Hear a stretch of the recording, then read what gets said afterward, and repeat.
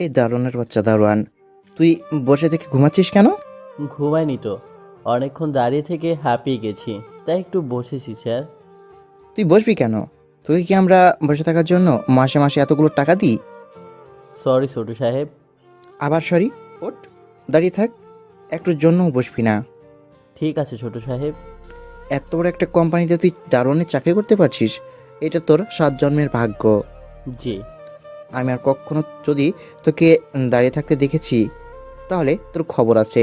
আসুন, আমার বাবা আসছে, তার সাথে ভালো ব্যবহার করবি। ঠিক আছে। হুম। এরপর সে চলে গেল। আমি লাঠিটা হাতে নিয়ে দাঁড়িয়ে রইলাম। আসলে আমি হলাম এই চৌধুরী গ্রুপ অফ কোম্পানির দারোয়ান।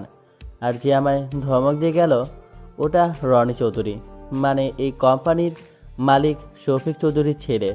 অনেক অহংকারী একটা ছেলে। বড়লোক বলে তার নিচে থাকা গরিবদেরকে মানুষ বলে মনেই করে না, সবাইকে মনে করে তার চাকর। আর হবেই বা না কেন? এই কোম্পানি শহরে 1 নম্বরে আছে, আর তার বাবা এক বিশাল বিজনেসম্যান। অনেক টাকা পয়সা, কোনো কিছুর অভাব নেই তার, তাই এত অহংকার তার। মানুষকে মানুষ বলে মনেই করে না। আমি দারুণ হয়েছি বলে আমায় যা ইচ্ছা তাই বলে গেল, যখন ইচ্ছে থাপ্পড় মারে। কিন্তু তবুও আমি এই কোম্পানিতে চাকরি করছি, এরও এক বিশাল কারণ আছে, যা এখন বলার মতো নয়। সময় হলে সব জেনে যাবেন। সেই সকাল থেকে 12টা পর্যন্ত দাঁড়িয়ে থাকা কোনো মুখের কথা নয়। হাত পা অবশ্যই আসছিল, মাথাটা ঘুরপাক খাচ্ছিল। তখন আমি একটু বসি, আর ঠিক এই সময় রনি চৌধুরী এসে পড়ে। ব্যাস, ইচ্ছে মতো বকাবকি করে চলে গেল।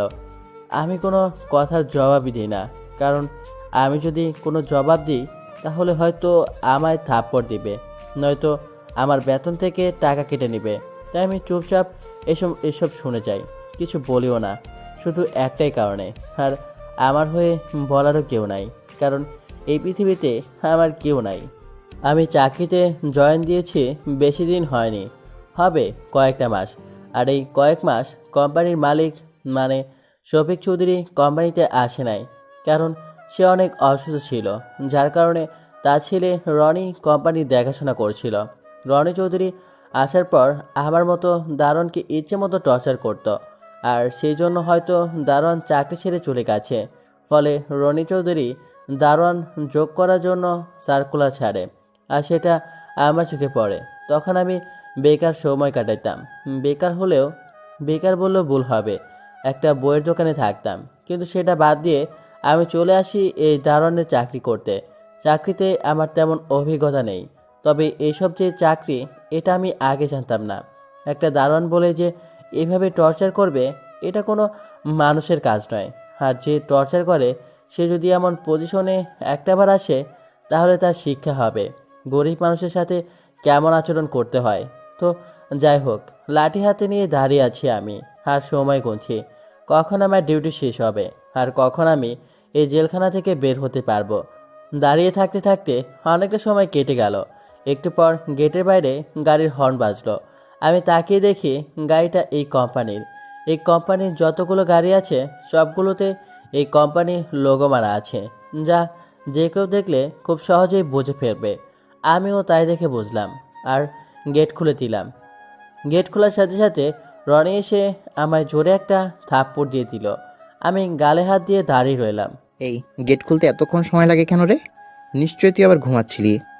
না ছোট সাহেব, আমি তো দেখছিলাম কার গাড়ি। আমাদের গাড়ি দেখে আমি সঙ্গে সঙ্গেই দরজা খুলে দিলাম। কি রে, তুই আমাদের বলছিস কেন? এটা কি তোর বাপের বাড়ি যে তোদের হাত, যে তোদের হতে যাবে? আসলে ছোট সাহেব, কোম্পানির গাড়ি হলে তো কোম্পানির সমস্ত চাকর বাকরদেরও হয়, সেই জন্য তো তারা নিজের মতো করে সেসব যত্নে রাখে। তোর সাহস কত আমার মুখে মুখে তর্ক করিস? তোকে তো আমি পরে দেখে নিব। কেন? ও এমন কি করছে? আমাদের মাঝে পাশ থেকে এমন কথা শুনে আমি ঘুরে তাকালাম, আর তাকিয়ে দেখি রনির বাবা, মানে শফিক চৌধুরী দাঁড়িয়ে আছে। বাবা, ও গেট খুলে দেওয়া বাদ দিয়ে ঘুমাচ্ছিল। তারপর ওকে কেন মারলে? ও তেমন কিছু না বাবা, তুমি চলো। Tell me. আসলে ও বলছিল এসব বাড়ি গাড়ি নাকি ওর। হ্যাঁ, ও তো ঠিকই বলছে। মানে? এইটুকু সাধারণ জ্ঞান নেই তোমার মধ্যে? এই কোম্পানিতে থাকা সমস্ত জিনিসপত্রের উপর সমস্ত কর্মীদের অধিকার আছে, কিন্তু তারা মালিককে সম্মান জানিয়ে সেই অধিকার চায় না। সরি বাবা। সরি আমাকে নয়, ওকে বলো। কি বলছেন? একটা 2 টাকার দারোয়ানকে আমি সরি বলবো? এটা কখনো সম্ভব নয়। তোমাকে বলতে হবে। বড় সাহেব, বাদ দেন তো, আমরা গরিব মানুষ। আপনাদের কাছে অপমান হলে আমাদের সম্মান হারায় না, কিন্তু আপনারা বড়লোক মানুষ, আমাদের সামনে ছোট হলে খারাপ দেখাবে। দেখো, শেখো কিছু এর কাছ থেকে। সামান্য দারোয়ান হয়ে যতটুকু জ্ঞান রাখে, তুমি আমার ছেলে হয়ে এতটুকু জ্ঞান রাখো না। সরি বাবা, এমন ভুল আর কখনো হবে না। চলো ভেতরে। তারপর শফিক চৌধুরী আর রনি চৌধুরী ভিতরে চলে গেল। আমি আবার গেট লাগিয়ে দিয়ে আবার এসে দাঁড়িয়ে পড়লাম। জানি না আজকে ছোট সাহেব আমার উপর কি অত্যাচার করবে, তবে তার চোখ মুখ দেখে মনে হচ্ছিল সে কিছু একটা করবেই। আমি দাঁড়িয়ে দাঁড়িয়ে এসব ভাবছিলাম। গেটের ফাঁক দিয়ে বাইরে চোখ গেল, আর দেখলাম একটা যুবতী মেয়েকে একটা বয়স্ক মহিলা মারছে আর নিয়ে যাচ্ছে। যুবতী মেয়েটার চোখ দিয়ে অঝরে অশ্রু বয়ে যাচ্ছে, চোখ দিয়ে আশেপাশে সাহায্যর ইশারা করছে। আমি গেট থেকে বেরিয়ে সেই মহিলাকে ডাক দিলাম। মহিলাটা আমার কথা শুনতে পেয়ে দাঁড়িয়ে গেল। আমি লাঠি হাতে তার সামনে গেলাম আর জিজ্ঞেস করলাম, এই মেয়েকে এভাবে মারছে কেন? বয়স্ক মহিলাটা আমার কথার জবাব বলল। কথাটা শুনে আমার জবাব বন্ধ হয়ে গেল। কথা বলার মতো কিছুই রইল না। আমি হতভম্ব হয়ে দাঁড়িয়ে রইলাম, কিন্তু মেয়েটার চোখের দিকে তাকিয়ে অনেক মায়া হলো। বয়স্ক মহিলাটা মেয়েটার হাত ধরে টেনে নিয়ে চলে গেল। আমি কিছু করতেই পারলাম না, কারণ মা মেয়েকে শাসন করবে, এতে আমার কি করার? যার ফলে আবার ঘুরে আমার জায়গায় এসে দাঁড়িয়ে গেলাম, কিন্তু মোর স্থির করতে পারছি না। বারবার মেয়েটার মায়াভরা মুখটা চোখের সামনে ভেসে আসে। নিজের কষ্টের মধ্যে থাকলেও অন্যের কষ্ট খুব বোঝা যায়। মনে মনে ভাবলাম, মেয়েটার হয়তো অনেক কষ্ট, কিন্তু এটাও তো হতে পারে মেয়েটা মেন্টালি অসুস্থ, নয়তো নিজের মেয়েকে এভাবে রাস্তায় মারবে কেন? এই সত্যিটা আমার জানতে হবে। মেয়েটা আসলে কে, আর কেনই বা তাকে এইভাবে মারছে? এরকম হাজারো প্রশ্ন আমার মাথায় ঘুরপাক করতে লাগলো, কিন্তু এখান থেকে না পারছি যেতে আর না পারছি চুপচাপ থাকতে। কেন জানি অস্থির অস্থির লাগছে, মনকে এক জায়গায় স্থির করতেই পারছি না। এভাবে দাঁড়িয়ে থেকে দিন পার করলাম। আমার ডিউটি শেষ হয়ে গেল, যার জন্য আমি অফিস থেকে বেরিয়ে পড়লাম। বেরিয়ে এসে আশেপাশে তাকিয়ে দেখলাম, কিন্তু কিছুই দেখতে পেলাম না। আর আমি মেয়েটার নাম কি, বাড়ি কোথায়, এসব কিছুই জানি না। তাহলে কি করে তাকে খুঁজবো? কোনো রকম উপায় না পেয়ে বাসার দিকে রওনা হলাম। বাসায় আমি একাই থাকি, বাবা মা তো নেই, আর আজ পর্যন্ত বিয়েও করি নাই, তাই বাসায় আমি একা। কিন্তু একা বাসা থেকে অফিস করা, আবার এসে রান্না করা, এসব করতে অনেক টাফ হয়ে যায়। কখনো কখনো তো আমি না খেয়ে শুয়ে পড়ি, আবার কখনো কখনো বাইরে হালকা করে খেয়ে আসি, কারণ রাতে না খেয়ে ঘুমালে সকালে আমি লাঠি নিয়ে দাঁড়িয়ে থাকতে পারবো না। আর দাঁড়িয়ে থাকতে না পারলে রনি চৌধুরী আবার বকাবকি করবে, সেজন্য রাতে খেয়ে শুয়ে পড়ি। পরের দিন সকালে ঘুম থেকে উঠে ফ্রেশ হয়ে নাস্তা বানিয়ে খেয়ে বের হয়ে যাই অফিসের উদ্দেশ্যে। কিছুক্ষণের মধ্যে অফিসে চলে আসি। রনি চৌধুরী আসার আগে যদি আমি অফিসে না পৌঁছাই তাহলে আমি শেষ, তাই সবার আগে আমায় অফিসে আসতে হয়। অফিসে এসে গেট খুলে দাঁড়িয়ে যাই। একটু পর থেকে সব কর্মীরাও আসতে শুরু করে, তবে ইচ্ছে মতো কেউ প্রবেশ করতে পারে না। সবার কাছে একটা করে কার্ড আছে, ওটা দেখালে তারপর আসতে পারবে। এখানে আমার সাধারণ কাজ হয়ে থাকে। আমি তাদের কার্ড হাতে নিয়ে সেই কার্ডে থাকা ছবি আর যার গলায় আছে তার চেহারা যদি মিলে যায় তাহলে তাকে ভিতরে যেতে দেওয়া হয়। আমি আসার পর থেকে আজ পর্যন্ত কারোরটা অমিল হয়নি, কারণ বড় কোম্পানি এটা, যার কারণে অনেক সিকিউরিটি, অনেক, সেখানে ফাঁকি দেওয়ার মতো কারো ক্ষমতা নেই। একটু কাজে যদি ফাঁকি দেয় তাহলে সেটাও মালিক জেনে যায়, তাই সবাই অনেক সতর্কতার সহিত কাজ করে। আমি সবাইকে একে একে চেক করে প্রবেশ করিয়ে দিই, আর আবার আগে জায়গায় দাঁড়িয়ে থাকি। তবে আজকে অন্য একটা মতলব নিয়ে দাঁড়িয়ে আসে, যেটা হলো কালকের ওই মেয়েটা যদি এখানকার হয় তাহলে নিশ্চয়ই আবার এই রাস্তা দিয়ে যাবে। তার সাথে কথা বলার আশায় আমি দাঁড়িয়ে থাকি। তখন বাইরে গাড়ির হর্ন বাজলো।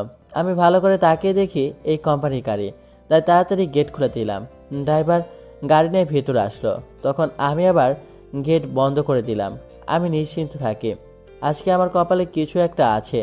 কিন্তু তখনই গাড়ি থেকে নেমে আসে চৌধুরী সাহেব, মানে বড় সাহেব, আর ছোট সাহেব নেই। মনে মনে একটু খুশি হই, যাক আজকে হয়তো নির্ভয়ে থাকা যাবে।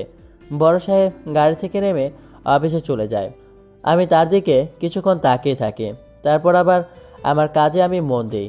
আমি দাঁড়িয়ে থাকতে দেখি কলেজের ছাত্রছাত্রীরা কলেজে যাওয়া শুরু করে দিয়েছে। আমি আরও ভালোভাবে দেখতে থাকি, যে করেই হোক মেয়েটাকে খুঁজে বের করতে হবে। দেখতে দেখতে অনেকগুলো ছাত্রছাত্রী চলে যায়, কিন্তু কালকের মেয়েটাকে আমি আর দেখতে পাই না। তাই ভাবলাম হয়তো মেয়েটা মেন্টালি অসুস্থ, তাই কালকে অমন হয়েছিল। দেখতে দেখতে সবাই কলেজে চলে যায়, আর কলেজে যাওয়ার ছাত্রছাত্রী শেষ হয়ে যায়। কিন্তু তবুও কালকের মেয়েটাকে আমি খুঁজে পেলাম না। তবে কি আমার ভাবনাটাই ঠিক? মেয়েটা কোনো সাধারণ মেয়ে নয়, কিন্তু কি করে হতে পারে? এত সুন্দর একটা মেয়ে পাগল হবে কি করে? নিচে নিচে দাঁড়িয়ে থেকে এসব আজেবাজে কথা ভাবছিলাম। ঠিক এমন সময় সামনে চোখ পড়তে দেখি একটা মেয়ে ব্যাগ কাঁধে নিয়ে জোরে জোরে হেঁটে আসছে। আমি ভালো করে তাকিয়ে দেখি এটা তো কালকের মেয়েটাই। আমি তাড়াহুড়ো করে গেট থেকে বের হই, কিন্তু মেয়েটা জোরে জোরে যাচ্ছে। মনে হয় কলেজে দেরি হয়ে যাচ্ছে। এই যে শুনছেন, আমি এটা বলে ডাক দিলাম। মেয়েটা থমকে দাঁড়িয়ে পেছনে তাকালো। পেছনে তাকিয়ে আমায় দেখতে পেয়ে অনেকটা লজ্জা পেল, যা তার চোখ দেখে বোঝা যাচ্ছিল। আপনার সাথে আমার কিছু কথা আছে। সরি, আমার কলেজে লেট হচ্ছে, পারবো না। তাহলে অন্তত আপনার নামটা বলেন। কেন? নাম শুনে কি করবেন? দরকার আছে, বলেন না। আমার নাম বৃষ্টি। খুব সুন্দর নাম। জি ধন্যবাদ, বাই। এই কথা বলে আবার বৃষ্টি সামনের দিকে জোরে জোরে পা চালিয়ে হাঁটতে লাগলো। আমিও তাও যার দিকে তাকিয়ে রইলাম। কিছু দূর যাওয়ার পর আবার একটু পেছনে তাকিয়ে মুচকি হাসি দিল। তাই আমিও আর বেসমাজি হলাম না, আমিও মুচকি হাসি দিলাম। এই হাসাহাসি করা শেষ হলে আমি এসে লাঠি নিয়ে দাঁড়িয়ে পড়লাম। ভাবলাম তার মানে মেয়েটা ভালো, কিন্তু কালকে ওর মা এইভাবে মেরে মেরে টেনে নিয়ে যাচ্ছিল কেন? কিছুই তো বুঝতে পারছি না। কি থেকে কি হচ্ছে কে জানে। একবার মনে হচ্ছে মেয়েটা অসুস্থ, আবার ভাবছি মেয়েটা সুস্থ, কিন্তু কোনো মতেই অটুট থাকতে পারছি না। আমি দাঁড়িয়ে দাঁড়িয়ে এসব ভাবছিলাম, তখন বাইরে আবার গাড়ির হর্ন বাজলো। আমি তাকিয়ে দেখি এটাও কোম্পানি, তাই দেরি না করে খুলে দিলাম। গাড়িটা ভেতরে আসার পর আমি গেট লাগিয়ে দিয়ে আবার আগের জায়গায় দাঁড়িয়ে গেলাম। তখন সেই গাড়ি থেকে রনি নেমে আসলো, আর তারপর তার মা নেমে আসলো। রনি সোজা আমার কাছে আসলো। আমি ভাবলাম আজকে আমায় অপমান সেই লেভেলের করবে, আর হলো তাই। রনি আমার কাছে এসে বলল, মাম্মি এদিকে আসো। হ্যাঁ বাবা, আসছি। জানো মাম্মি, কালকে সামান্য দারোয়ানের জন্য আমার বাবা অনেক অপমান করেছে। এর কাছ থেকে নাকি অনেক কিছু শেখার আছে আমার। কি রে দারোয়ানের বাচ্চা দারোয়ান, রনি যা বলছে তা কি সত্যি? ওকে তো আমি আজ না বাবা, একে এখন কিছু বললে ওই বুড়া সোজা সাপটা তোকে দায়ী করবে, আর কোনোভাবেই তোকে দোষী হওয়া চলবে না। কিন্তু এই 2 টাকার গোলামকে এত সহজে ছেড়ে দিব? অনেক সময় আছে, মাথা ঠান্ডা রাখ। তুমি বলছো বলে থেমে আছি, না তো এতক্ষণে। এই তুই শোন, নেক্সট টাইম আমার ছেলেকে যদি তোর জন্য অপমান হতে হয়, তাহলে তোর কিন্তু নিস্তার থাকবে না, বুঝলি? ঠিক আছে মেম সাহেব। রনি, এ মুখে মাস্ক পরে আছে কেন? কি জানি মাম্মি। এই তুই বল, মুখে মাস্ক কেন পরে আছিস? আসলে ম্যাডাম আমি অসুস্থ, তাই ডাক্তার বলেছে আমি যেন সবসময় মাস্ক পরে থাকি। তুই মাস্ক খোল তো দেখি তুই কত বড় অসুস্থ ব্যক্তি। ম্যাডাম মাস্ক খুললে আমার সমস্যা হবে নিঃশ্বাস নিতে। তোকে খুলতে বলছে, তুই খুলবি। প্লিজ ম্যাডাম, আমার অনেক কষ্ট হবে। কি, তুই এই বিশাল কোম্পানির মালিকের স্ত্রীর কথা অমান্য করছিস? আমি হঠাৎ পকেটে হাত দিয়ে ফোন বের করে কানে ধরলাম, তারপর কথা বলে আবার ফোন পকেটে রেখে দিলাম। ম্যাডাম আপনার বড় সাহেব ডাকছে। হ্যাঁ মাম্মি, বাবা আমার ফোনে বারবার কল দিচ্ছে, মনে হয় খুব জরুরি। চল। এই দারোয়ান, তুই আজকে তো বেঁচে গেলি, কিন্তু একদিন তোকে ধরবো। আমি কিছু না বলে নিচের দিকে তাকিয়ে রইলাম। রনির মা আমার ইচ্ছে মতো বকাবকি করতে করতে অফিসের ভিতর চলে গেল। আমি কোনো কিছুর উত্তর না দিয়ে দাঁড়িয়ে রইলাম। দেখতে দেখতে সময় কেটে গেল। দুপুর পেরিয়ে প্রায় বিকেলের কাছাকাছি চলে এসেছে। এমন সময় দেখলাম রাস্তায় কলেজের ছাত্ররা সাইকেল নিয়ে চেঁচামেচি করতে করতে যাচ্ছে। এটা দেখে বুঝলাম কলেজে ছুটি হয়ে গেছে আর এখন বৃষ্টি নিশ্চয়ই এদিক দিয়ে আসবে। তাই আমি এমন জায়গায় দাঁড়িয়ে রইলাম যেখান থেকে তাকিয়ে বাইরে সব কিছু দেখা যাচ্ছে। ঠিক সেখানে দাঁড়িয়ে বৃষ্টির জন্য অপেক্ষা করতে লাগলাম। দেখতে দেখতে কলেজের মেয়েরাও চলে আসলো আর একসময় বৃষ্টিও আসলো, তবে অনেক আগে থেকে আমার দিকে একটু একটু করে তাকাচ্ছে। আমিও তার দিকে তাকিয়ে রইলাম। এইটুকু জায়গা পার হওয়ার সময় সে অনেকবার আমার দিকে তাকালো আর তার পাশে তার বান্ধবীরাও ছিল, কিন্তু তারা এটা একটুও খেয়াল করে নাই। হাঁটতে হাঁটতে অনেকটা দূরে চলে গেল, যেখানে আমি আর বৃষ্টিকে দেখতে পেলাম না। কিন্তু বৃষ্টির চেয়ে থাকাটা আমার মনের মধ্যে দাগ কেটে গেল। কি সুন্দর, যেন একটা মায়া ধরানো দৃষ্টি। এমন দৃষ্টিতে আমি পড়ে তো পুরাই শেষ হয়ে যাব। কোনোভাবে সেই মুহূর্তগুলো বলতে পারছি না। নিজে নিজে দাঁড়িয়ে থেকে তার কথা ভাবছি আর মুচকি মুচকি হাসতেছি, কিন্তু কেন হাসি তা জানি না। তবে নিজের অজান্তেই হাসি আসে, কিছুই বুঝতে পারলাম না। আজকের আগে এমন অনুভূতি আর কখন আমার হয়নি, কখন এমন ছটফটানি রোগে আক্রান্ত হইনি। এর কারণও আমি খুঁজে পেলাম না, কিন্তু দোষীকে খুঁজে পেলাম, আর সেই দোষী হলো বৃষ্টি। কারণ তাকে দেখার পর থেকে আমার এমন হচ্ছে, কি জানি কি একটা কানেকশন চালু হয়ে গেছে তার সাথে। আমার সব কিছু যেন উল্টাপাল্টা লাগছে, তাকে ছাড়া কিছুই ভালো লাগছে না। দাঁড়িয়ে থেকে আনমনে এসব আবল তাবল ভাবছিলাম। এর মধ্যেই কখন যে সময় চলে গেছে টেরই পাইনি। ঘড়ির দিকে তাকিয়ে দেখি আর কয়েক মিনিট আমার ডিউটির সময় বাকি আছে। এটা দেখে মুখের এক কোণে আবার সেই মুচকি হাসি দেখা দিল, কারণ মনে মনে ভাবলাম, যাক, সময় পার করার একটা বিশাল ওষুধ পেয়ে গেছি আমি, যার কথা ভাবলে সময় নিজের অশান্তিই পেরিয়ে চলে যায় আর আমার ডিউটি করতেও তেমন কষ্ট হবে না। কিন্তু চিন্তা তো একটাই, রণে যদি এসে আমায় এভাবে চিন্তিত অবস্থায় দেখে তাহলে না জানি কতই না অপমান করবে। আর তাই যেদিন রনি আসবে সেদিন একটু সাবধানে থাকতে হবে, যাতে রনি এসে অপমান করার কোনো সুযোগই পায় না। এমন সময় দেখলাম আমার ডিউটির সময় শেষ আর নাইট ডিউটির লোক এসে পড়েছে। তাই আমি আর দাঁড়িয়ে না থেকে বাসা থেকে রওনা হলাম। খুশি খুশি মনে হাঁটতে হাঁটতে বাসায় চলে আসলাম। বাসায় এসে গোসল করে ফ্রেশ হয়ে নিলাম। অবশ্য সকালে গোসল করে যাই, কিন্তু প্রতিদিন করতে পারি না। ঘুম থেকে উঠতে একটু দেরি হলে সেদিন গোসল না করেই চলে যেতে হয়, যেমনটা আজকে হয়েছিল। সেজন্য এখন গোসল করতে হচ্ছে। গোসল করা শেষ করে রান্নাঘরে গেলাম। রান্না করার মতো তেমন কিছু নেই, তাই একটা ব্যাগ নিয়ে বাজারের উদ্দেশ্যে বের হলাম। ইচ্ছে মতো যা যা লাগবে সেসব কিনে নিলাম। অবশ্য নিজের ইচ্ছে মতো কিনবো না তো কার ইচ্ছে মতো কিনবো। আমার তো আদেশ করার মতো বউ নাই, তবে কিছুদিনের মধ্যে হয়ে যাবে। দুইজন মিলে মারামারি ঝগড়া করব আর রান্না করব। হাজার ঝগড়া হলেও কেউ কখনো কাউকে ছেড়ে যাব না। তো যাই হোক, এসব মনের ইচ্ছের কথা থাক। আপনাদের বলার পর যদি বাসও সেসব পূরণ না হয় তাহলে তো আমায় সবাই বাস দিবেন। প্রয়োজন মতো সব কিছু নিয়ে আবার বাসা দিকে রওনা হলাম। কিছুক্ষণের মধ্যে বাসা চলে আসলাম। বাসায় এসে একে একে দেখে শুনে ঠিকঠাক করে নিলাম। এরপর রাতের জন্য কিছু রান্না করতে হবে, নয়তো রাতে আজকেও না খেয়ে ঘুমাতে হবে। তাই আজকে আর না খেয়ে থাকতে চায় না। তাই কোনো রকম ভাবনা চিন্তা বাদ দিয়ে রান্না করা শুরু করে দিলাম। অনেকক্ষণ সময় কেটে গেল রান্না করতে লেগে। তারপর রান্নার কাজ শেষ হলো। রাতে খাওয়া দাওয়া করে ঘুমিয়ে গেলাম। ঘুমটা অনেক সুন্দর হলো, তাই সকালে আজকে উঠতে দেরি হয়ে গেল। তাড়াহুড়ো করে ঘুম থেকে উঠে ফ্রেশ হয়ে নাস্তা বানাতে লেগে পড়লাম। নাস্তা বানিয়ে নিজে খেয়ে নিলাম আর তারপর অফিসের দারোয়ানের পোশাক পরে রওনা দিলাম। কিছুক্ষণের মধ্যে অফিসে এসে পৌঁছে গেলাম। গেট খুলে দিয়ে আবার কাজ আমি শুরু করে দিলাম। দাঁড়িয়ে গেলাম গেটের পাশে। একটু পর গেটের বাইরে গাড়ির হর্ন বাজলো। আমি গাড়ির দিকে তাকিয়ে দেখি এটা অফিসেরই গাড়ি, তাই দেরি না করে তাড়াতাড়ি গেট খুলে দিলাম। আমি গেট খোলায় ড্রাইভার গাড়ি নিয়ে ভিতরে প্রবেশ করলো। তারপর আমি আবার আগের মতো গেট লাগিয়ে দিলাম। গেটের পাশে দাঁড়িয়ে আছি আর একটু পর পর রাস্তার দিকে তাকাচ্ছি কখন বৃষ্টি আসবে। দাঁড়িয়ে থাকতে থাকতে সময় পার হয়ে গেল। রাস্তায় তাকিয়ে দেখে কলেজের ছাত্রছাত্রীরা কলেজে যাওয়া শুরু করে দিয়েছে। এটা দেখে আমার মনের মধ্যে কেন যেন একটু আনন্দ আনন্দ লাগছে। মনে মনে বলতে লাগলাম, এখনই বৃষ্টি আসবে। এদিক দিয়ে কিন্তু অনেকক্ষণ হয়ে গেল, অনেকটা সময় পেরিয়ে গেল। কলেজের ছাত্রছাত্রীরা যাওয়া বন্ধ হয়ে গেল, কিন্তু বৃষ্টি এলো না। খুব অবাক হলাম আমি। সবাই আজকে আসছে, কিন্তু বৃষ্টি কেন আসলো না? কি হয়েছে তার আবার?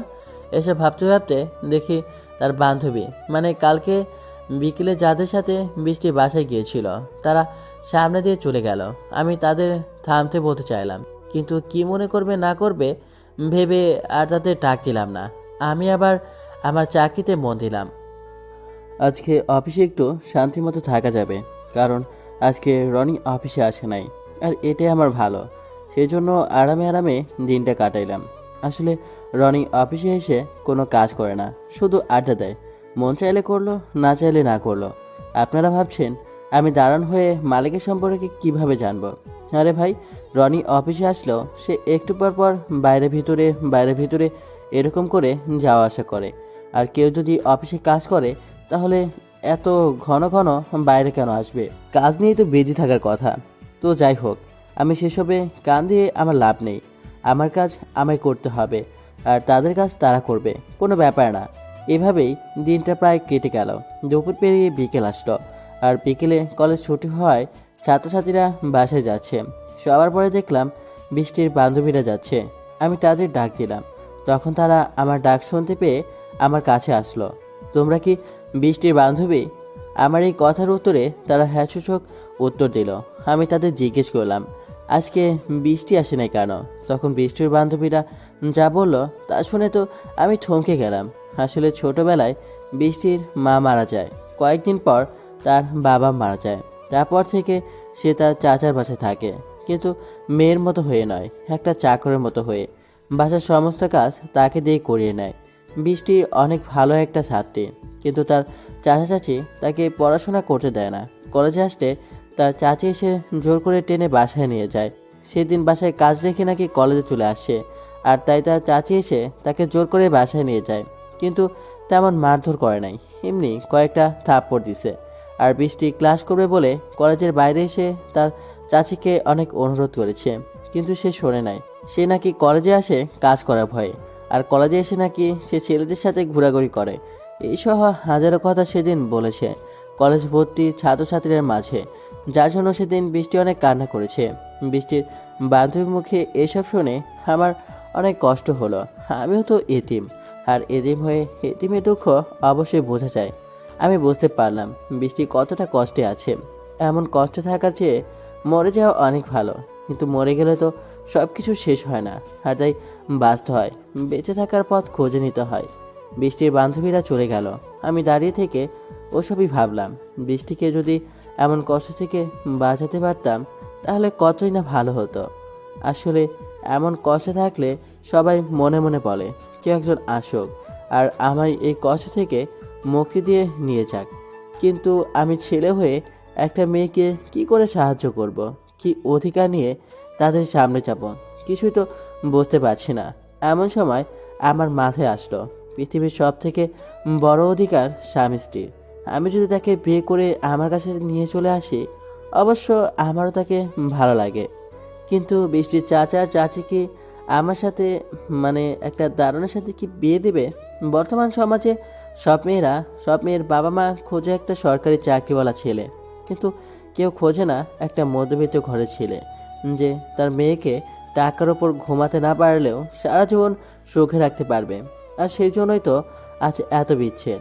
তো যাই হোক, আমি দাঁড়িয়ে থেকে এসব ভাবছিলাম আর চিন্তা করলাম বৃষ্টির বাসায় যাব কিনা। অবশেষে ফাইনাল করে নিলাম, বৃষ্টির বাসায় আমি যাব আর তার চাচা চাচিকে বিয়ের প্রস্তাব দেব। যেই ভাবা সেই কাজ।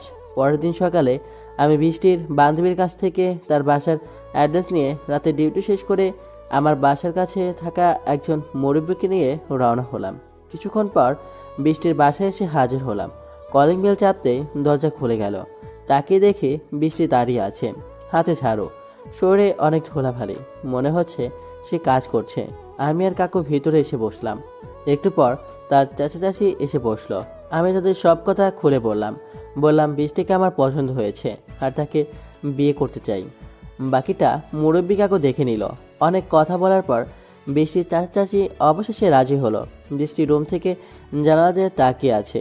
এবার কাকু তাদের বলল দিন তারিখ কবে ঠিক করা হবে। তখন বৃষ্টির চাচা চাচি বলল তারা নাকি কোনো অনুষ্ঠান করতে চায় না, তাদের নাকি কোনো তেমন আত্মীয় নাই, তাই আমাদের মাঝে শেষ করে দিবে। তাদের কথা শুনে বুঝলাম বেশির জন্য তারা এতটুকু খরচ করতে চায় না, তাকে বাড়ি থেকে বিদায় করতে পারলে যেন তারা বেঁচে যায়। যার কারণে আমিও আর অমত দিলাম না, কারণ আমি তো বৃষ্টিকে এই বিপদ থেকে নিতে এসেছি। তাই গোপনীয়ভাবে বিয়ের কাজ সারা হয়ে গেল। বৃষ্টিকে নিয়ে বাসায় চলে আসলাম। আমার আর বৃষ্টির বিয়ে হয়ে গেল, কিন্তু 8-10টায় বিয়ের মতো হলো না। আমাদের ছিল না কোনো সাজানো বাসর ঘর, ছিল না পুরো বাড়ি আলোয় ভরপুর। চারদিকে ময়লা আবর্জনা পড়ে আছে, ঘরের জিনিসপত্র এলোমেলো হয়ে আছে। কোনো রকমে একটু গুছিয়ে সেটাই বাসর ঘর বানালো পাশের ফ্ল্যাটের ভাবিরা। আমি বরের সাজে ঘরে প্রবেশ করলাম। সাধারণত নিয়ম অনুযায়ী বউ এসে নাকি বরকে সালাম করে, আমি তো তাই শুনেছি, কিন্তু আমার বেলা তা কিছু হলো না। বৃষ্টি ওখানেই বসে আছে। আমি কিছু মনে না করে বৃষ্টির পাশে গিয়ে বসলাম আর হিয়া বড় ঘোমটা তোলার জন্য 2টা হাত বাড়িয়ে দিলাম। ঠিক এমন সময় আমায় অবাক করিয়ে বৃষ্টি বলে উঠল। দাঁড়ান। বৃষ্টির কথা শুনে আমি হতভম্ব হয়ে গেলাম। হাত ওভাবেই রেখে আটকে গেলাম, যেন পাথর হয়ে গেছে। আপনি আমার শরীরে হাত দেওয়ার আগে আমার কিছু কথা আছে। হ্যাঁ বলতে পারো, সমস্যা নেই। আমি আপনার স্বামী হিসেবে মানতে পারবো না। মানে কেন? কারণ আমার মনে এক বিশাল স্বপ্ন জায়গা করে আছে, যেটা আমি পূরণ করতে চাই। আর তার জন্য এই বাসা থেকে বের হওয়া আমার দরকার ছিল। তাই আমি আপনার ভুলিয়ে ভালিয়ে বিয়ে করে চলে আসি। প্লিজ আমায় খারাপ ভাববেন না, আর তাড়িয়েও দিবেন না। তার মানে আপনার স্বপ্ন পূরণ করতে আমায় ব্যবহার করেছেন? জি, এখন আপনি চাইলে আমার উপর স্ত্রীর অধিকার দেখাতে পারেন, কিন্তু সেটা আমার মন থেকে পাবেন না। দেখুন, গরিব হতে পারি, তবে এতটা নিজ মনের মানুষ নয় আমি। অনেক রাত হয়েছে, এবার ঘুমিয়ে যান। Good night. এ কথা বলে আমি একটা বালিশের চাদর নিয়ে বাইরে চলে আসলাম। আমি বাইরে চাদর ফেলে শুয়ে পড়লাম। মনে মনে ভাবলাম, আমার জীবনে কোনো কিছুই থাকে না, যেটা একটু মন থেকে চাই সেটা পেয়েও হারিয়ে ফেলি, কখনো আপন করে পায় না। আমার কপালটাই খারাপ, তো কি আর করার, মানতেই হবে সব। না জানি সামনে আর কি কি বাকি আছে আমার। এসব ভাবতে ভাবতে আমি ঘুমিয়ে গেলাম। ঘুম তেমনটা হলো না আমার, মনের মধ্যে কেমন জানি হচ্ছে। তাই খুব সকালেই উঠে পড়লাম। বালিশের চাদর নিয়ে দরজা খুলে রুমে এসে দেখি বৃষ্টি ঘুমিয়ে আছে। কি সুন্দর মায়াবী চেহারা। মেয়েরা ঘুমিয়ে থাকলে আসলেই তাদের অনেক কিউট লাগে। আর যদি সেটা হয় ক্রাশ, তাহলে তো কোনো কথাই থাকলো না।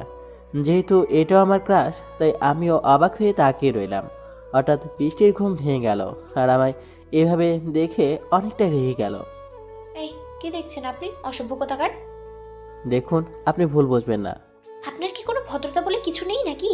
একটা অজানা মেয়ের রুমে ঢুকে তার দিকে এইভাবে জঘন্যভাবে তাকিয়ে আছেন। আসলে আমি কোনো খারাপ মতলবে এখানে আসিনি, বিশ্বাস করেন। তা তো দেখতেই পাচ্ছি, অসভ্য একটা ছেলে। আমি তো আপনাকে ভালো মনে করেছিলাম, কিন্তু আপনি তো একটা অভদ্র ছেলে, যার ক্যারেক্টারই ঠিক নেই। আপনি ভুল বুঝতেছেন। তবুও আপনি দাঁড়িয়ে আছেন, যান এখান থেকে, বের হন বলছি। আপনি কি জানেন না একটা মেয়ের রুমে ঢুকতে হলে নক করতে হয়? সরি, আসলে যান বলছি, অসভ্য কোথাকার। মনটা অনেক খারাপ হয়ে গেল। মাথা নিচু করে বেরিয়ে চলে আসলাম। আমি তাকে ভালোবাসার দৃষ্টিতে তাকিয়েছিলাম, অথচ সে কিনা ভাবলো। ছি, সব দোষ আমার। কি থেকে কি হয়ে গেল। প্রথম দিনেই আমি বৃষ্টির কাছে ক্যারেক্টারলেস ছেলে হয়ে গেলাম। আর হবই তো, কারণ আমি তো তাকে ভালোবেসেছিলাম, কিন্তু সে তো আমায় ভালোবাসে নাই, আমায় শুধু ব্যবহার করেছে। খুব কষ্ট হচ্ছে এসব ভাবতে, তবুও সবটি মেনে নিলাম। আর আমার অফিসে যাওয়ার সময় হয়ে গেছে, তাই আমি রান্নাঘরে গিয়ে নাস্তা বানালাম। আগে শুনেছি বিয়ের পর বউ বরের জন্য নাস্তা বানায়, আর আজ প্রথম বর বউয়ের জন্য নাস্তা বানাচ্ছে। কি আজব একটা নিয়ম। নাস্তা বানানো শেষ হলে আমি নাস্তা করে নিলাম, আর বৃষ্টির জন্য নাস্তা নিয়ে এনে দরজার বাইরে টেবিলে রেখে দিলাম। বৃষ্টিকে ডাক দিয়ে নাস্তার কথা বলতে চাইলাম, কিন্তু তাকে ডাকার মতো সাহস আর মুখটা কোনোটাই নেই আমার। তাই আমি তাকে না দেখে দরজা লাগিয়ে দিয়ে বেরিয়ে চলে আসলাম। আজকে অনেকটা দেরি হয়ে গেছে, ঘুম থেকে উঠলাম অনেক আগে, কিন্তু তবু আজকে অফিসে দেরি। কি ভাগ্য আমার। কিছু করার নেই, জ্ঞানীরা বলে গেছে কাউকে সাহায্য করতে গেলে আগে নিজে সাবধান হয়ে যাও, কারণ কারোর উপকার করলে বাজ খাওয়ার জন্য রেডি থাকতে হয়। আমারও তো তাই হলো। মিথ্যে ভালোবাসার মায়ে পড়ে অযথা কষ্ট টেনে আনলাম। এখন তো আর কিছু করার নেই, যতদিন বাঁচবো এই কষ্ট বই বাঁচতে হবে। এসব ভাবতে ভাবতে অফিসের দরজায় এসে দাঁড়িয়ে গেলাম। তাকিয়ে দেখি দরজা খোলা, তার মানে রনি এসে গেছে। কারণ আমি বাদে এই গেটের চাবি কেবল রনির কাছে থাকে। বুঝলাম আজকে আমার কপালে অনেক কিছু আছে, আর তার জন্য রেডি হয়ে গেলাম। আমি সোজা ভিতরে গিয়ে হাজিরা করে আসার সময় রনি আমায় ডাকলো। এই দারোয়ানের বাচ্চা দারোয়ান, এদিকে আই। জি ছোট সাহেব। এটা কি তোর বাপের বাসা পেয়েছিস যে ইচ্ছে মতো আসবি যাবি? আসলে ছোট সাহেব, আমার চুপ চুপ, ফকিরের বাচ্চা ফকির। তোকে না বলছি অনেক ভোরে এসে বসে থাকবি, আর তুই এত পরে আসছিস? ছোট সাহেব শুধু 10 মিনিট দেরি হয়েছে তো। তুই আমার মুখে মুখে তর্ক করিস? তোর তো সাহস কম না? ব্যাস, অপমান করার মতো একটা পয়েন্ট খুঁজে নিল, আর সবার সামনে আমার ইচ্ছে মতো অপমান করে নিল। আমি মুখ বন্ধ করে শুনে গেলাম, কারণ জবাব দেওয়ার মতো ক্ষমতা আমার নেই, আর হয়তো থাকবেও না। কারণ গরিবদের সারা জীবন এভাবে বড়লোকের অত্যাচার সহ্য করে আসতে হবে। অফিসে থাকা সবাই আমার দিকে তাকালো। আমি মাথা নিচু করে অফিস থেকে বেরিয়ে এসে গেটের সামনে দাঁড়িয়ে গেলাম। অনেক অনেক কষ্ট হচ্ছে, যা বোঝানোর মতো নয়। আর কাকেই বা বলবো? পৃথিবীতে আপন বলতে আমার কে আছে যে তাকে আমার মনের দুঃখের কথা বলবো? সবাই শুধু স্বার্থের পাগল, স্বার্থ ছাড়া কেউ কিছু বোঝে না। আমি এক আজব পাবলিক যে শুধু মানুষকে আপন করতে জানে, কিন্তু কারোর সাথে অভিনয় করতে জানে না। সেই জন্যই তো আমার কপালে এত দুঃখ, এত অপমান। একবার বাসায় অপমান, একবার অফিসে অপমান। জীবনে কি আর বাকি আছে ভাই? শালা এখন তো মনে হচ্ছে কি জন্য আমি বেঁচে আছি। বেঁচে থাকার কারণই তো খুঁজে পাচ্ছি না। সারাদিন একইভাবে দাঁড়িয়ে রইলাম। অনেক কষ্টের পর আমার ডিউটি শেষ হলো। আমি ডিউটি শেষ করে বাসার দিকে রওনা হলাম। বাসায় গেলে বৃষ্টিকে এক নজর দেখতে পাবো, আর এতে আমার সুখ। এর চেয়ে বেশি সুখ আমার কপালে নেই।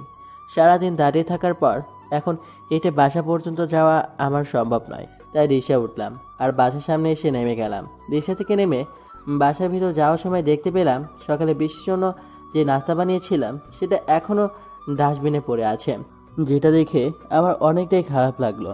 এই নাস্তা বানানোর জন্য অফিসে দেরি হয়ে অপমান হলাম, আর সেই নাস্তা সে খেলোই না, উল্টো ডাস্টবিনে ফেলে রাখলো। আমি আর না দাঁড়িয়ে থেকে ভেতরে চলে আসলাম। ভেতরে এসে দেখি বাসাটা একটু পরিষ্কার, কারণ মেয়ে মানুষ থাকলে বাসা কখনো অপরিষ্কার থাকবে না। আমি সোজা আমার রুমে চলে গেলাম। রুমে এসে দারুণের ড্রেস খুলে সাধারণ পোশাক পরে নিলাম। তারপর গোসল করে ফ্রেশ হয়ে নিলাম।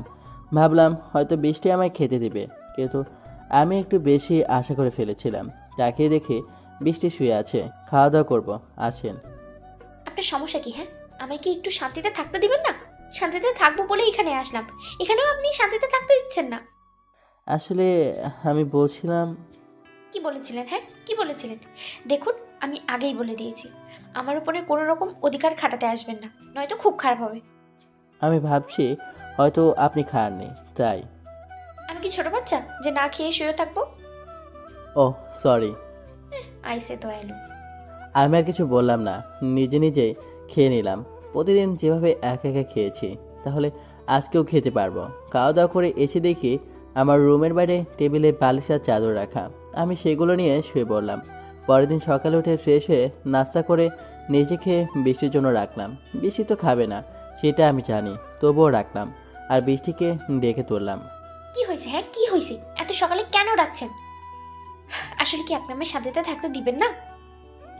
এই নিন 3000 টাকা, কলেজের পরীক্ষার ফ্রি দিয়েন, আর নিজের বইটই কোনো কিছু কেনা লাগলে কিনে নেবেন। এবার এখান থেকে যান। তারপর আমি অফিসে চলে আসলাম। সারাদিন ডিউটি করে রাতে বাসায় ফিরলাম। বাসায় এসে দেখি বৃষ্টি পড়তে বসেছে। আমি গিয়ে গোসল করে ফ্রেশ হয়ে নিলাম। খেতে দেওয়ার তো কেউই নাই, তাই নিজেই খেতে বসে গেলাম। তখন বৃষ্টি হঠাৎ পড়ল। দেখুন, আপনি আমায় টাকা দিচ্ছেন, খাবার দিচ্ছেন, আপনার থাকতে দিচ্ছেন, অনেক উপকারও করছেন, আর আমিও থাকায় বিয়েও করতে পারছেন না। তবে এটা আমার বেশি দিন হবে না। চাকরি পাওয়ার পর আমি আপনার এক মুক্তি দিয়ে দেব। মুক্তি এত সহজে যেতে পারলে তো ভালো। এর মধ্যে প্লিজ আপনি আমার উপরে স্ত্রীর অধিকার দেখাতে আসবেন না। ঠিক আছে, কথাটা মনে থাকে যেন। আর কোনো কথা না বলে আমি শুয়ে পড়লাম। সারাদিন অনেক ধকল যায় আমার ওপর, আর সেই জন্য রাতে আমি তাড়াতাড়ি ঘুমিয়ে যাই। সকালে উঠে আবার অফিসে চলে গেলাম, আর বৃষ্টি কলেজের সময় হলে কলেজে চলে যায়। এভাবে আমাদের দুজনে আলাদা আলাদা দিন কাটতে লাগলো। দেখতে দেখতে বৃষ্টির পরীক্ষা শুরু হয়ে গেল। প্রতিদিন গাড়ি ভাড়ার টাকা আমি দিয়ে দিতাম, তাছাড়াও হাত খরচের জন্য কিছু টাকা দিতাম। পরীক্ষা শেষ হয়ে গেল আর খুব ভালো রেজাল্টও করলো সে। ফলে সেদিন রাতে হঠাৎ করে আমায় মিষ্টি সুরে ডাকলো। বিয়ের পর এমন করে কখনো আমায় ডাকেনি, কিন্তু আজকে ডাকলো। আমি অনেকটা খুশি হয়ে গেলাম, তার কথার জবাব দিলাম।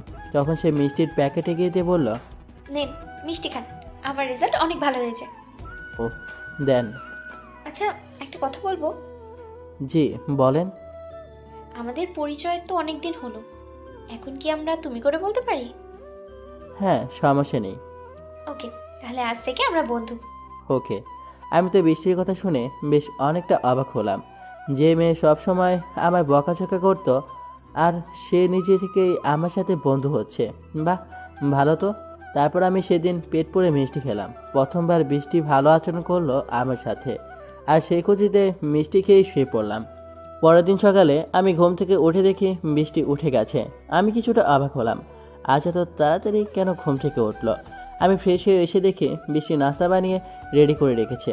বাপরে, আমি তো ভাবছি আজকে সূর্য কোন দিকে উঠলো। হায় করে দাঁড়িয়ে থেকে ভাবছি আজকে কি মনে করে এসব করছে। হয়তো আমার কাছ থেকে চলে যাবে, সেই জন্য আমায় খুশি করতে চাচ্ছে।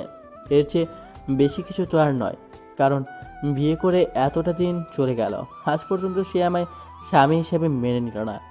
এই যে মিস্টার, হাঁ করে দাঁড়িয়ে থেকে কি দেখছেন? না মানে, ভাবছিলাম আজকে সূর্য কোন দিক দিয়ে উঠলো, আবহাওয়ার এত পরিবর্তন কেন। মানে না কিছু না। তুমি কি সব বলো বুঝি না, তাড়াতাড়ি নাস্তা করে অফিসে যাও। একটা কথা বলবো? বলো। আজকে এত কেয়ারিং কেন? চলে যাবে সেই জন্য? আপনি নাস্তা করে অফিসে চলে যান। আমি তো আবুলের মতো হা হয়ে গেলাম। কি এমন কথা বললাম যার জন্য তুমি থেকে আপনিতে আবার চলে গেল? আসলে মেয়েদের মন বোঝা বড় কঠিন, কখন কি করবে বলাই যায় না।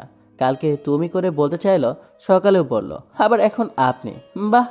আমি আর কথা না বলে নাস্তা করতে বসে গেলাম। নাস্তা শেষ করে উঠে তৈরি হয়ে নিলাম।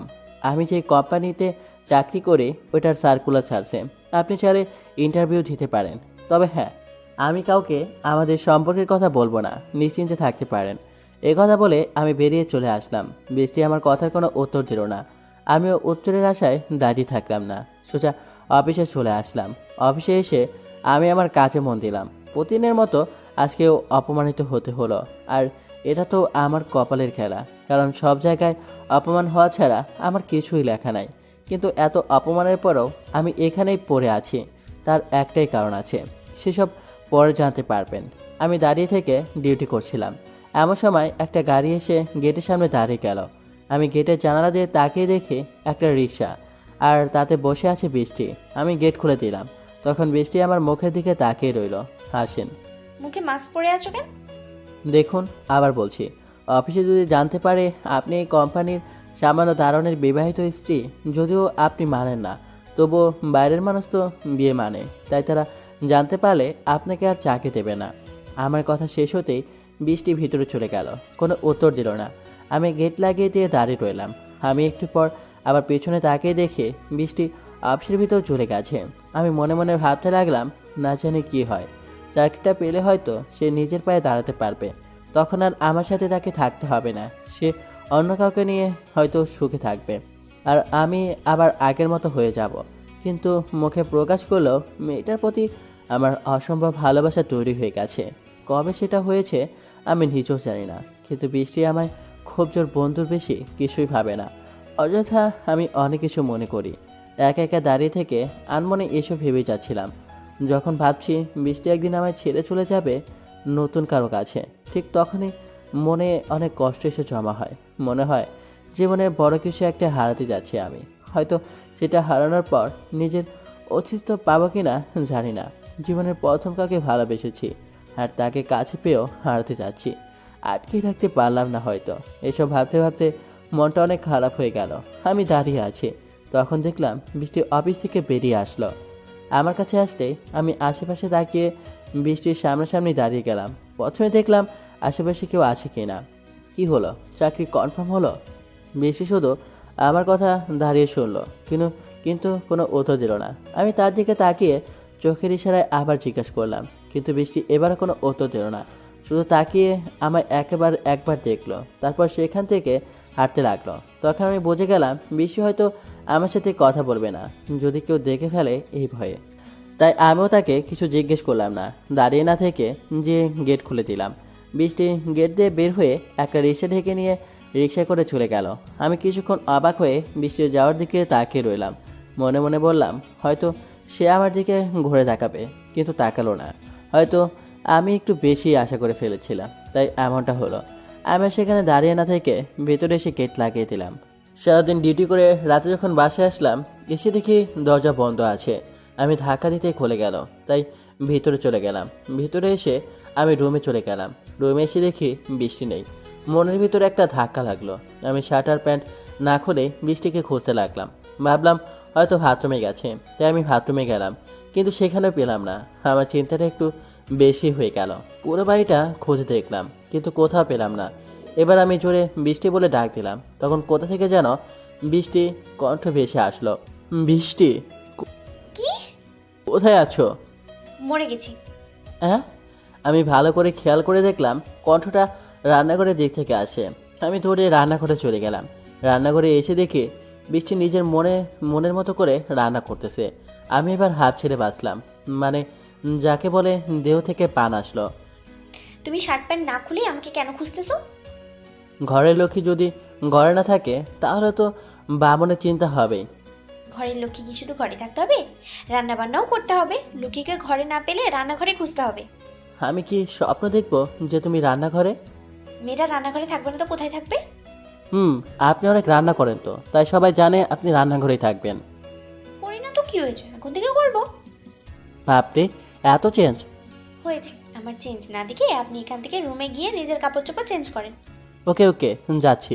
এই কথা বলে আমি নীলার পাশে দাঁড়িয়ে তার দিকে কিছুক্ষণ তাকিয়ে থাকলাম আর নিজের মনকে জিজ্ঞেস করলাম, এটাই কি সেই মেয়ে যাকে কিনা একবারের বেশি ডাক দিলে অনেকটা রেগে গেত? ঠিক তখনই বৃষ্টি আমার দিকে বড় বড় চোখে তাকালো। ফলে আমি সেখান থেকে খুব তাড়াতাড়ি রুমে চলে আসলাম। রুমে গিয়ে নিজের শার্ট প্যান্ট চেঞ্জ করে নিলাম। এরপর গোসল করার জন্য বাথরুমে গেলাম। গোসল শেষ করে এসে দেখি বৃষ্টি খাবার রেডি করে নিয়ে বসে আছে। আরেকটা ভালো লাগলো, অনেকদিন পর বৃষ্টি আমার সাথে এমন আচরণ করছে। বিয়ের পর আজ প্রথম আমার জন্য রান্না করে খাবার নিয়ে বসে আছে। আর এতদিন আমি রান্না করে খাবার নিয়ে তার জন্য বসে থাকতাম, কিন্তু সে আমায় বকাবকি করে আমার মনটা নষ্ট করে দিত। তাই আছে কোনো কথা বলে বৃষ্টির আমার সুন্দর মনটা নষ্ট করে দিতে চায় না। সেজন্য আমি সোজাসুজি এসে খেতে বসলাম। বৃষ্টি খাবার তুলে আমায় দিল। আমি খাওয়া দাওয়া শুরু করে দিলাম। খাওয়া দাওয়া শেষ করে আমি আমার রুমে গিয়ে বালিশ চাদর নিয়ে বাইরে ঘুমাতে আসছিলাম, তখন বৃষ্টি আমায় আটকালো। দেখো, এখন বাইরের আবহাওয়াটা না অনেক খারাপ। বাইরে ঘুমালে তুমি অসুস্থ হতে পারো। তাই তুমি আজ থেকে ঘরে ঘুমাবে। আরে না না, আমার কিছু হবে না। অনেকদিন থেকে বাইরে ঘুমিয়ে আমার অভ্যাস হয়ে গেছে।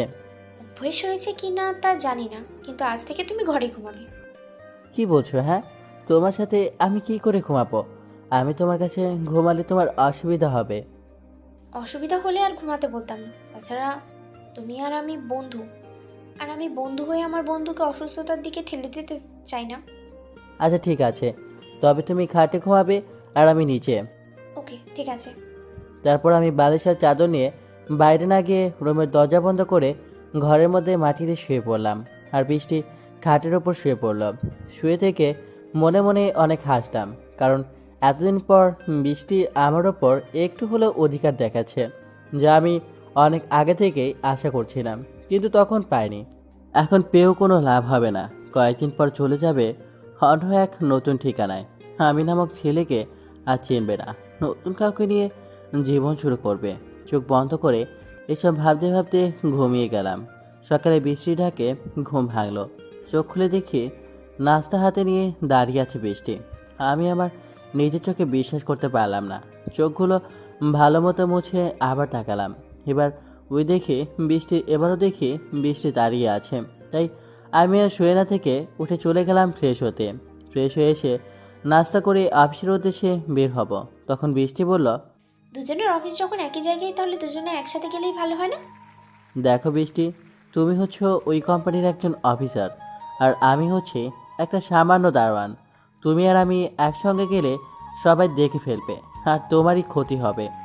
তোমার যা ইচ্ছে করো। এরপর আমি আর বেশিক্ষণ অপেক্ষা করলাম না, বাসা থেকে বেরিয়ে অফিসের উদ্দেশ্যে রওনা দিয়ে দিলাম। আমি বেরিয়ে আসার কিছুক্ষণ পর বৃষ্টিও রওনা দিল অফিসের উদ্দেশ্যে। এভাবেই দুজনে বেশ ভালো মতোই দিন কাটছিল।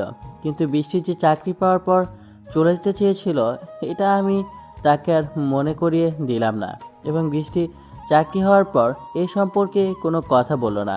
হঠাৎ একদিন অফিসে গেলাম আমি আমার জায়গায়, আর বৃষ্টি বৃষ্টির জায়গায়। তো সেদিন আবার বড় সাহেব না এসে রনি চৌধুরীকে অফিসে পাঠালো, আর রনি চৌধুরীর পি হিসেবে বৃষ্টিকে নিযুক্ত করা হলো। যদিও আমি দরজায় দারোয়ানগিরি করি, তবুও অফিসের ভেতরে খবর আমার কান পর্যন্ত পৌঁছে গেল। কিন্তু আমি কিছুই করলাম না, আগের মতোই রয়ে গেলাম, কারণ বৃষ্টি তো আমার কেউ হয় না। তাই অযথা তার ব্যাপারে কথা বলার হামিকে। বৃষ্টি নিজের জীবন নিজে সাজিয়ে নেবে, ওর যা ইচ্ছে তাই করবে, কারণ তার সাথে বিয়ে হয়েছে আমার। বিয়েটা আমি মানলেও বৃষ্টি তো আর মানে না। বিয়ে মানে শুধু একজনের রাজি থাকা নয়, দুটো মনের মিল হয়ে একসঙ্গে হওয়ার নামই হচ্ছে বিয়ে। বৃষ্টির সাথে আমার বিয়ে হয়েছে ঠিক, কিন্তু তার মনের সাথে আমার মনের মিল নেই। যদিও আমি তাকে স্ত্রী হিসাবে অনেক আগেই মেনে নিয়েছি, কিন্তু বৃষ্টি এখনও আমায় তার স্বামী হিসেবে মেনে নিতে পারেনি। যেহেতু সে আমায় তার স্বামী হিসেবে মেনেই নেয়নি, সেহেতু আমি কেন তার উপর অধিকার দেখাতে যাব? আর সে নিজেই তো অনেকবার আমায় বলে দিয়েছে তার উপর কোনো রকম অধিকার যেন আমি না দেখাই। এসব কিছু ভেবেই আমি চুপ হয়ে দাঁড়িয়ে রইলাম। আমি আমার কাজ করে গেলাম, সারাদিন ডিউটি করে বাসায় ফিরি, আর বাসায় এসে বৃষ্টি বন্ধু হিসেবে মানে সাহায্য করে।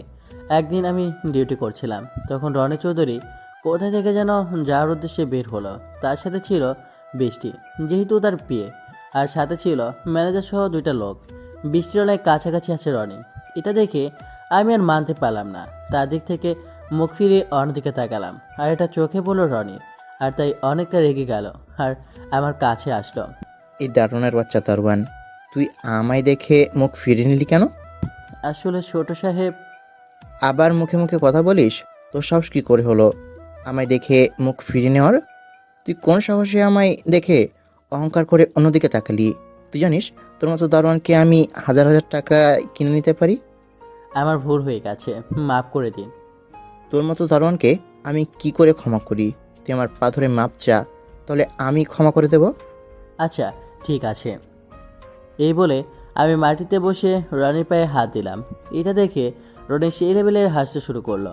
কষ্টে আমার বুকটা ফেটে যাচ্ছে। আজ গরিব বলে এতটা অবহেলা। তারপরও আমি আবার উঠে দাঁড়ালাম, আর তখন রনি হাসতে হাসতে আমায় বলল, নেক্সট টাইম এরকম ভুল আর কখনো করবি না। যদি করেছিস তাহলে তোর খবর আছে। জি। আর আমি যেন তোকে বসে থাকতে না দেখি। জি। তারপর বৃষ্টি আর রনি চলে গেল। আমি তাদের দিকে তাকিয়ে রইলাম। মনে হচ্ছে আমার কলিজাটা ছিঁড়ে চলে যাচ্ছে, আর আমি মনে হয় এক্ষুনি মরে যাব। চোখে পানি এসে জমা হলো, কিন্তু কিছু করতে পারলাম না, শুধু তাকিয়েই দেখলাম। কিছু যে দেখে বৃষ্টি একবার ঘুরে আমার দিকে তাকালো। আমি তাকে তাকানো দেখেই ভিতরে চলে আসলাম। আমি আমার কাজে মন দিলাম। এদিকে বৃষ্টি রনির সাথে চলে গেল। সারাদিন কেটে গেল, তবুও রনি আসলো না, আর বৃষ্টিও আসলো না। বিকেল হয়ে আসলো, তখন বাইরে গাড়ির হর্ন বাজলো। আমি গেট খুলে দিলাম, তখন ড্রাইভার গাড়ি নিয়ে ভিতরে গেল। গাড়ি থেকে নামতে নামতে রনি বৃষ্টির উদ্দেশ্যে বলল, আচ্ছা বৃষ্টি, এটা বললে না তুমি সিঙ্গেল নাকি মিঙ্গেল? রনির এমন কথা শুনে আমারও কলিজাটা কেঁপে উঠল। আমিও তাদের দিকে তাকালাম। বৃষ্টি গাড়ি থেকে নেমে সোজা আমার দিকে তাকালো। আমি তার দিক থেকে মুখ ফিরে নিলাম, আর মনে মনে বললাম যেন সিঙ্গেল বলে, কারণ সে তো সিঙ্গেলই আছে। বৃষ্টি অনেকক্ষণ চুপচাপ দাঁড়িয়ে রইল। এটা দেখে রনি আবার বৃষ্টিকে জিজ্ঞেস করলো। তখন বৃষ্টি বলল, স্যার, এসব কথা এখন থাক, এখন কাজের কথায় আসা যাক। এসব কাজকর্ম আমার দ্বারা হবে না। ও, তুমি শিখিয়ে দিলে আমি চেষ্টা করব। দেখুন স্যার, আমি কি করে শেখাবো? তুমি চাইলেই পারবো। বাদ দেন তো। ওকে। তারপর রনি আর বৃষ্টি অফিস চলে গেল। আমি তাদের বিপরীত মুখ হয়ে দাঁড়িয়ে রইলাম। তারা যাবার পর আমি ঠিক হয়ে দাঁড়িয়ে গেলাম। আমি ওসব চিন্তা মাথা নিতে চাইলাম না, কিন্তু বারবার সেসবই চোখের সামনে ভাসে। সারাদিন ডিউটি শেষ করে বাসায় চলে আসলাম। বাসায় এসে দেখি বৃষ্টি রান্না করতেছে। আমার আগেই বৃষ্টি চলে আসছে, তাই সে রান্না করতে লেগে গেছে। আমি বাসায় গিয়ে জামা কাপড় চেঞ্জ করে গোসল করতে চলে গেলাম। গোসল করে এসে দেখি বৃষ্টি খাবার নিয়ে রেডি বসে আছে। আমি তার সাথে কোনো কথা না বলে খেতে বসে গেলাম। বৃষ্টি আমার এমন আচরণ দেখে কিছুক্ষণ আমার দিকে তাকিয়ে রইল, কিন্তু আমি তার দিকে মোটেও চোখ দিলাম না। খাওয়া দাওয়া শেষ করে এসে বালিশ আর চাদর নিয়ে শুয়ে পড়লাম। একটু পর বৃষ্টি এসে ঘুমিয়ে পড়ল। আমি ঘুমিয়ে যাওয়ার অনেক চেষ্টা করলাম, কিন্তু ঘুমাতে পারলাম না। অনেক রাত হয়ে গেল। আমি উঠে দেখি বৃষ্টি ঘুমিয়ে গেছে। আমি তার মাথার পাশে কাঠের নিচে বসে তার চোখের দিকে তাকিয়ে রইলাম। কি এমন মায়া সেই চোখে, যার জন্য আমার সব কিছু ওলটপালট করে দিচ্ছে। বৃষ্টির চোখের দিকে এক দৃষ্টিতে তাকিয়ে থেকে অনেক কিছু মনে মনে ভাবলাম। অনেক স্বপ্ন তৈরি হয়ে গেল নিজের অজান্তে। জানি সেগুলো অপূর্ণই থেকে যাবে। তার দিকে তাকিয়ে এসব ভাবতে ভাবতে কখন যে ঘুম এসে আক্রমণ করেছে তা আমি নিজেও জানি না। হঠাৎ আমার মাথায় কারো হাতের স্পর্শ পেয়ে আমার ঘুমটা ভেঙে গেল। চোখ খুলে তাকিয়ে দেখি বৃষ্টি শুয়ে থেকে আমার মাথায় হাত বোলাচ্ছে। আমি তাড়াহুড়ো করে দাঁড়িয়ে যাই, অনেকটা ভয় পেয়ে যাই। না জানি আজকে আবার কি হয়। বৃষ্টি, আমি সত্যি বলছি, আমি এখানে ঘুমাতে চাইনি। প্লিজ বিশ্বাস করো, আমি ভুল বুঝিও না। আরে আরে, সরি সরি, এমন ভুল আর কখনো হবে না। প্লিজ মাফ করে দিও। এই বলে আমি আমার জায়গায় শুয়ে পড়লাম। বৃষ্টি আমার এমন কাণ্ড দেখে সেই অবাক হলো। আসলে আমি অনেকটা ভয় পেয়ে গিয়েছিলাম। চোখ খুলে যখন দেখলাম বৃষ্টি আমার সামনে তাকিয়ে আছে, তখন সেই প্রথম দিনের কথা মনে হলো, যেদিন বৃষ্টি আমায় অনেক অপমান করেছিল। আর এটা মনে পড়ে যাওয়াতে আরও বেশি ভয় পেয়ে যাই। আমি ভেবেছি হয়তো আজকেও আমায় অনেক অপমান করবে, ভুল বুঝবে। কারণ আজকে তো বৃষ্টির মাথার কাছে আমি মাথা দিয়ে ঘুমিয়ে আছি। তাই আমি ভয়ের ঠেলায় কি কি বলে দিয়েছি কে জানে। আর আমার এসব দেখে অবাক হয়ে গেছে বৃষ্টি। আমি ঘুমিয়ে গেলাম, আর বৃষ্টি কি করলো যায় না। পরদিন সকালে আমি উঠে ফ্রেশ হয়ে নিলাম, আর বৃষ্টি আমার জন্য নাস্তা নিয়ে আসলো। নাস্তা করে অফিসে চলে আসলাম। এভাবে আরও কয়েকটা দিন কেটে যায়। আমি সারাদিন কাজ করি, আর বৃষ্টি রনির বিয়ে হয়ে চাকরি করে। দিনে দিনে রনি বৃষ্টির উপর অনেকটাই বেশি নজর দিয়ে ফেলে। প্রতিদিন আমায় অপমান করতো রনি। বৃষ্টিও তার সাথে থাকতো, আর আমার সামনে দিয়ে রনি বৃষ্টির সাথে হেসে হেসে কথা বলতো। বাইরে এসে ফুচকা খেত, আরও কত কী করতো, যেগুলো দেখে আমি আর মানতে পারি না। বুকটা ফেটে যাচ্ছে আমার। আমি আর নিতে পারছি না। আমার কপালে এত কষ্ট কেন? কি এমন পাপ করেছি আমি, যার জন্য আমার এত কষ্ট?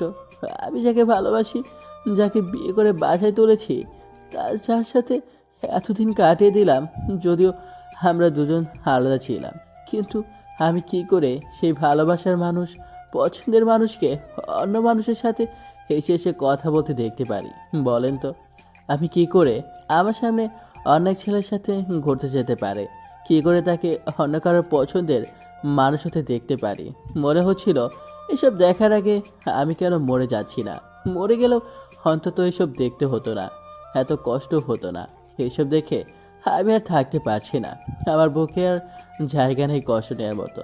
এত কষ্ট কাকে বোঝাবো, কাকে বলবো আবার কষ্টের কথা?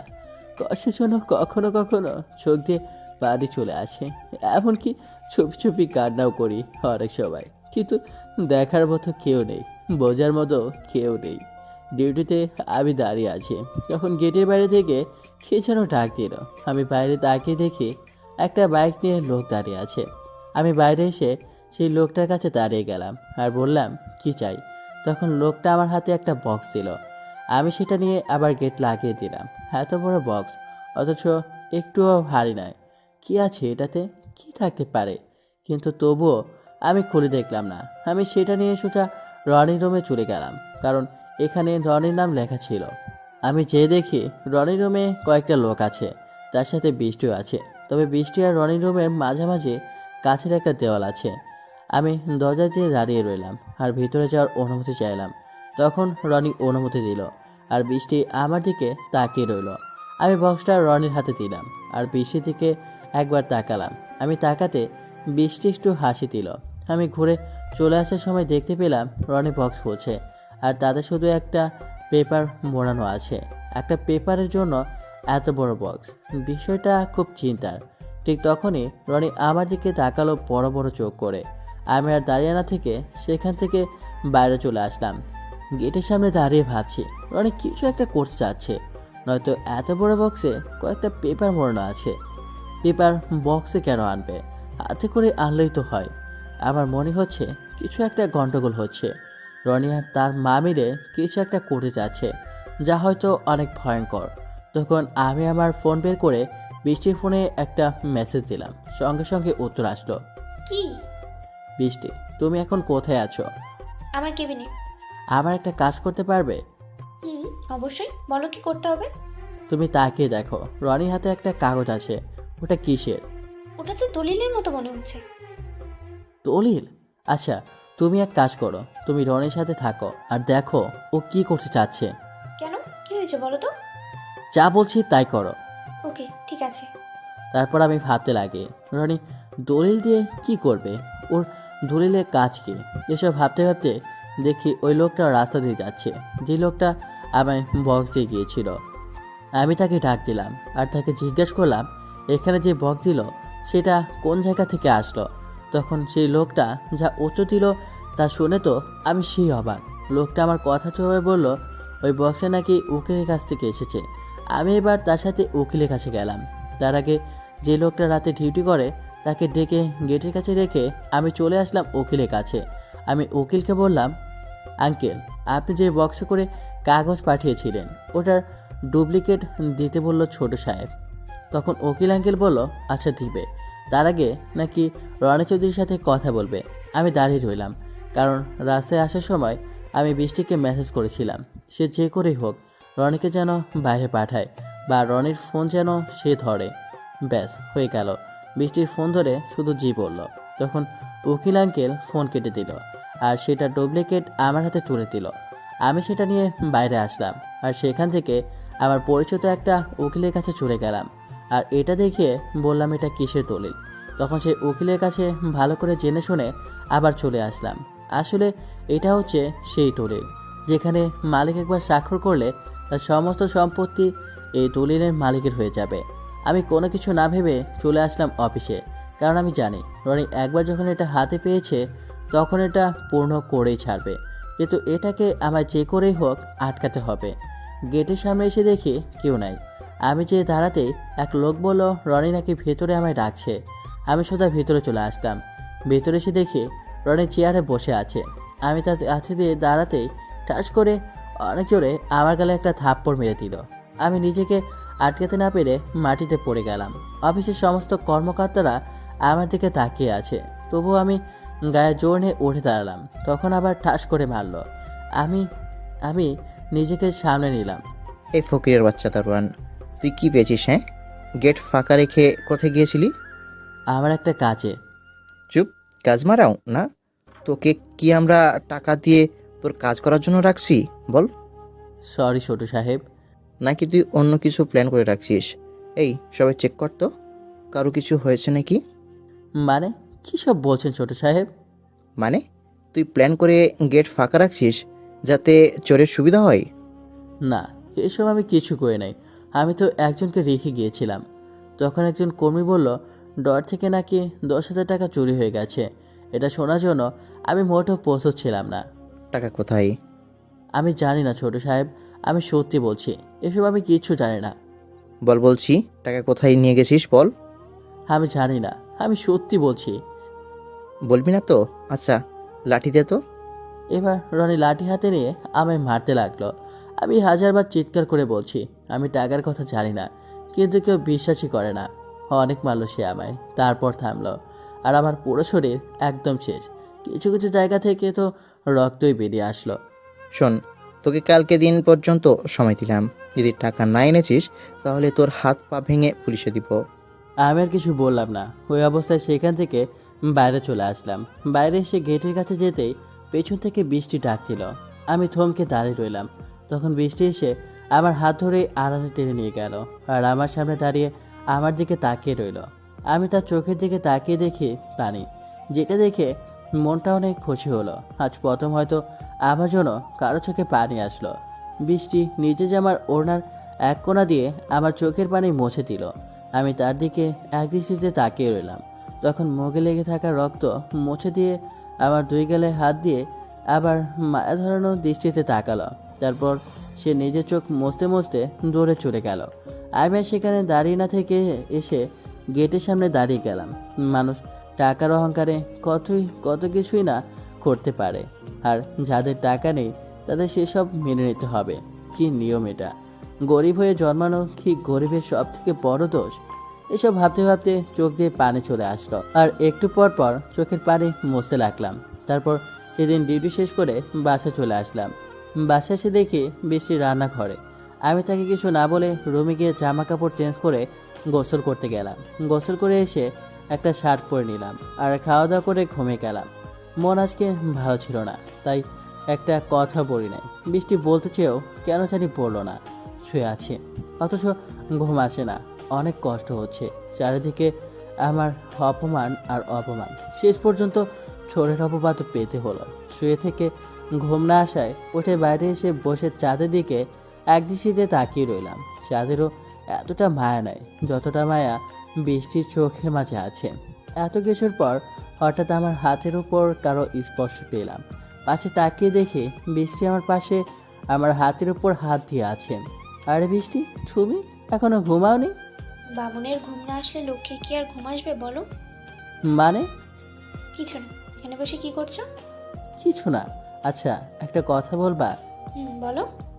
তখন তোমার চোখে পানি কেন আসছিল? তুমি বোঝো না? না। ও, আমি বলে দেবো?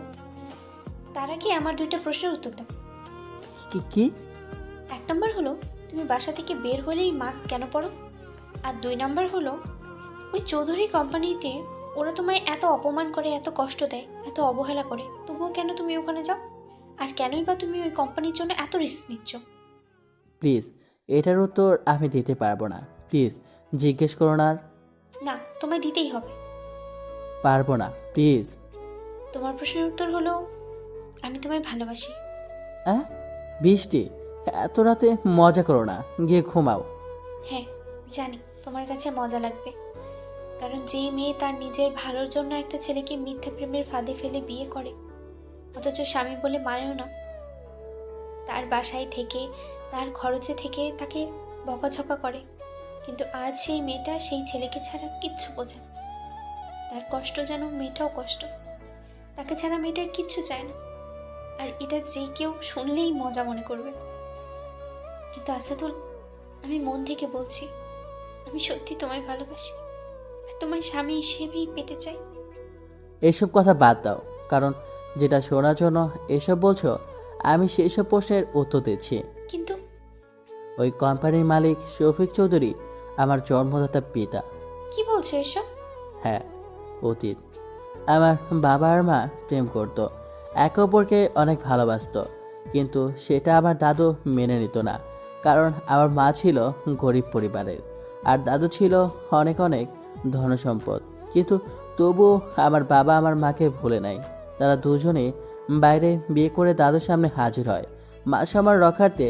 সেই সময় মেনে নিলেও আমার মাকে কখনো আমার দাদু মেনে নেয়নি। সেই বাসার একমাত্র ছেলে বউ হওয়ার পরও একটা দাসের মতো কাজ করাতো, আর মনে মনে চাইতো সব কিছু যেন ঠিক হয়ে যায়। কিন্তু আমার দাদু ছিল একজেতে মানুষ, তাই কোনোভাবেই আমার মাকে মেনে নেয় না। তারপর বাবার মায়ের চোখের মনি হয়ে পৃথিবীতে আসলাম আমি পৃথিবীতে আসার কয়েক বছর পর আমার মা অসুখে মারা যায়। তারপর থেকে আমি হয়ে যাই এক এতিম। বাবা সারাদিন অফিসে থাকে, আর দাদু আমায় দেখতেই পারতো না। সারাদিন মারধর বকাবকি করতো।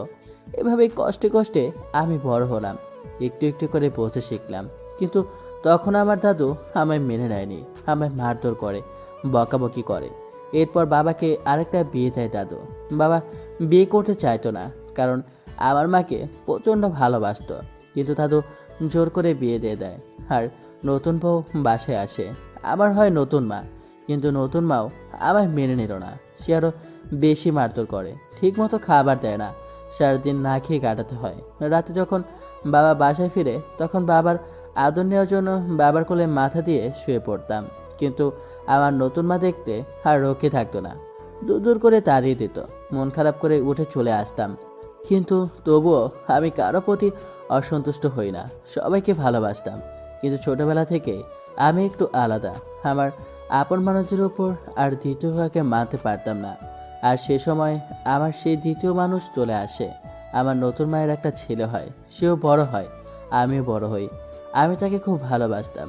বাবা জিনিস নিয়ে আসলে আমাদের দুজনকে সমান করে ভাগ করে দিত, কিন্তু আমার নতুন মা চাইতো সব জিনিসের প্রতি শুধু তার ছেলের হক, আমার কোনো হক নেই। সেজন্য আমার নতুন মা আমায় বাসা থেকে বের করে দেওয়ার বুদ্ধি করা শুরু করে। নানান ধরনের মিথ্যা মিথ্যা অপবাদ দিত আমার বাবার কাছে। আমার বয়স যখন 7 বছর, তখন আমার নতুন মা আর দাদু বাবাকে ডাইরেক্ট বলে দেয়, এই ছেলে বাসায় থাকলে আমরা থাকবো না। কিন্তু বাবা আমায় তাড়াতে চাইতো না, কারণ তার ভালোবাসার চিহ্ন হিসাবে আমি ছিলাম। আমাকে তার পাশে রাখতে চাইতো। আস্তে আস্তে বাসায় তোলপাড় শুরু হয়ে যায়, বলা যেতে পারে এক ধরনের হরতাল। আমি বাসায় থাকলে দাদু আর নতুন মা বাসায় থাকবে না। আমি কি করব ভেবে পাচ্ছিলাম না, আর বাবা কি করবে বুঝতে পারছিল না। কারণ নিজের বাবা বাসা থেকে চলে যাবে, আবার নিজের ছেলেও চলে যাবে, কাকে ফেলে কাকে নেবে। বাবা এক বিশাল টেনশনের মধ্যে পড়ে যায়। ঠিকমতো খাওয়া দাওয়া করতো না, সারাক্ষণ চিন্তা করতো। আর বাবার এমন অবস্থা দেখে আমি নিজেই বাসা থেকে বেরিয়ে চলে আসি। বাসা থেকে বেরিয়ে অনেক দূর চলে যায়, কিন্তু সারাদিন না খাওয়ার জন্য অনেক খিদে লেগে যায়। রাস্তায় রাস্তায় ঘুরে বেড়াই একটু খাবারের জন্য, কিন্তু কেউ দেয় না। সবাই সবাই চায় টাকা।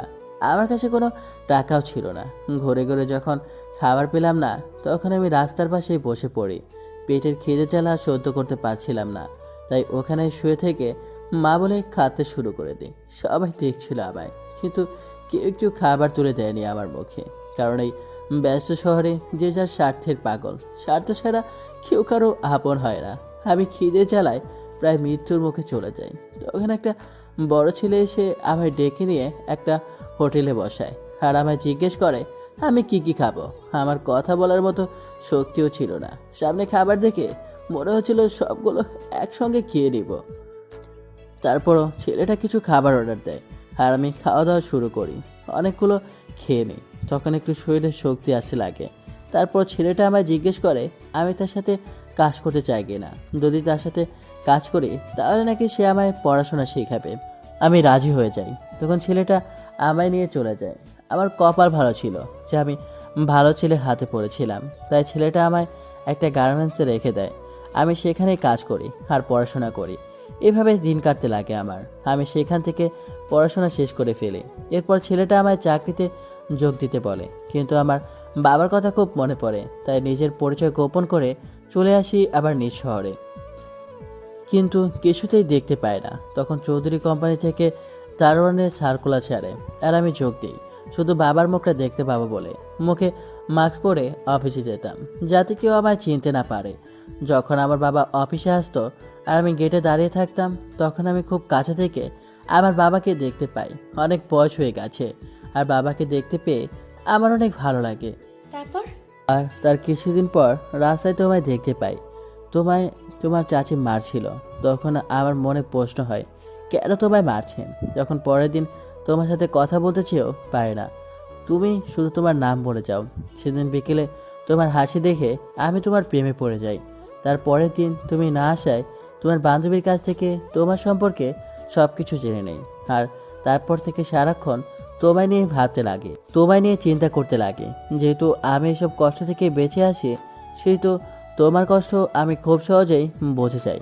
আর তাই তোমায় ভালোবাসি বলে তোমায় বিয়ে করে আমি তোমার সাথে সুন্দর একটা জীবন শুরু করতে চাই, যেটা এই শহরের অনেক দূরে যেয়ে। কিন্তু তোমার স্বপ্ন পূরণ করার জন্য আমি এখানেই দাঁড়ান হয়ে থেকে যাই।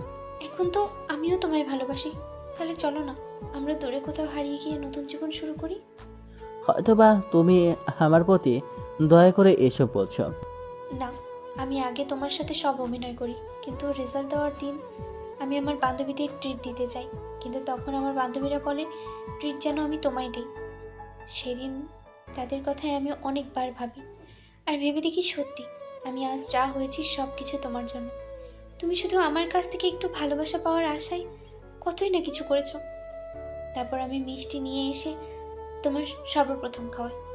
আর সেই দিন রাতে আমি তোমার কাছে গিয়ে বসে থাকি, ভাবতে থাকি তুমি কি আজব মানুষ, একটা অজানা মেয়েকে এতটা ভালোবাসলে, আর সেই ভালোবাসার জন্য এত কিছু করলে। সেদিনের পর থেকে আমি তোমার প্রতি দুর্বল হতে শুরু করি, আর এখন মনে হচ্ছে তোমার ছাড়া আমি বাঁচবো না। ছুর পাকনি, আমি তোমার কিছু হতে দেব না। আমার বাকিটা জীবন তোমার জীবনসঙ্গী হয়ে কাটাতে চাই। চলো আমরা নতুন জীবন শুরু করি। তোমার কষ্ট আমি আর সহ্য করতে পারছি না, আমার বুক ফেটে যাচ্ছে। যাব, তবে একটা শেষ চেষ্টা। কিসের?